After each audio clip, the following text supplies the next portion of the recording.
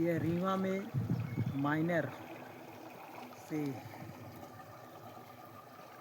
सिंचाई विभाग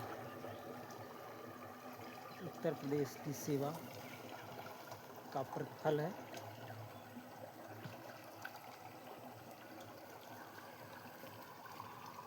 यह गुलाब स्क्वायर का जो वेस्ट रूट है उसी पर इस जल का बहाव तीन तरफ हो रहा है। देखिए दक्षिण तरफ जाकर के बोहनगामा मोहल्ले से पोखरी से होते हुए वो दक्षिण निकल जाएगा पानी। इसका अधिकतम उपयोग करना चाहिए, दोन का उपयोग करना चाहिए।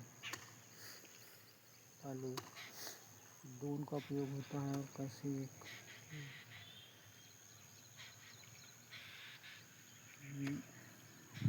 लंबा सा पतला सा एक नाय टाइप होता था, उसको लगा करके लोग पानी को दूसरी तरफ गिराते थे। लंबी सी एक लोहे की नाली होती थी, अरे लगभग 15 फीट लंबी 3 फीट लोहे की नाली, और उसको बीच में रख दिया जाता था और ऊपर की तरफ दाब उठा करके उसमें पानी भर लिया जाता था। फिर पानी भरने के बाद उसको उठा दिया जाता था और पानी गिर जाता था। ऐसे ही अप डाउन करके वो सिंचाई होती थी। दोन जो सिंचाई होती थी उसमें दो लोग, दौरी होती है कहार जिसे बनाते हैं, घरकार, दौरी में दो रस्सियाँ, दोनों किनारे पर रस्सियाँ बांध लिया जाता था और दोनों किनारों की रस्सियाँ पकड़कर दो लोग खड़े हो जाते थे और पानी का जो स्रोत रहता था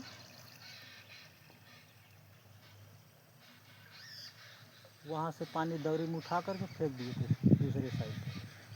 तो आजकल जो लोग इंजन से पानी उठा रहे हैं जिसमें डीजल खर्च हो रहा है, चाहे तो वो पुरानी पद्धति जो थी उसका उपयोग कर सकते थे। पहले राहट से सिंचाई होती थी, तो बैलों के द्वारा पानी निकाला जाता था। और एक ढेकुल की सिंचाई हमारे घर विगत अभी मुझे अधिकतम मान लीजिए 25 वर्ष पहले या 30 वर्ष पहले ढेकुल से पानी उठाया जाता था। उसमें एक लंबा सा बांस रहता था और उसके पिछले किनारे पर एक बाल्टी वगैरह में अधिक भार बांध दिया जाता था, नत समतल जैसी व्यवस्था थी। और एक लकड़ी खड़ी करके उसमें बांस को बांध दिया जाता था और कुएं के साइड जो किनारा होता था उसमें बाल्टी रस्सी के साथ बांध दिया जाता था। और रस्सी बंधी हुई बाल्टी को जब बांस में बंधी हुई रस्सी से नीचे की तरफ खींचते हैं तो बाल्टी कुएं के अंदर चली जाती थी और पानी उठा करके हल्का सा उठाते थे, बाल्टी से पानी ऊपर उठ जाता था। क्योंकि उधर बांस के दूसरी छोर पर खड़े हुए स्तंभ में बंधा हुआ भार बाल्टी या किसी अवयव में होता था जिससे पानी ऊपर उठ जाता था और पानी हल्का सा अपनी तरफ खींच करके हम लोग पानी बाहर निकाल लेते थे। इस प्रकार कुएँ से पानी को निकाला जाता था। तो आज हैंड पाइप का ज़माना है जिसमें वाटर का खर्चा है। चाहे तो आप विगत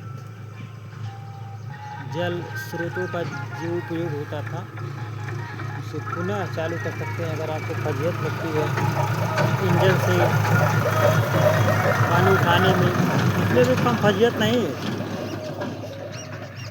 पाइप लगाओ, फिर पाइप लपेटो,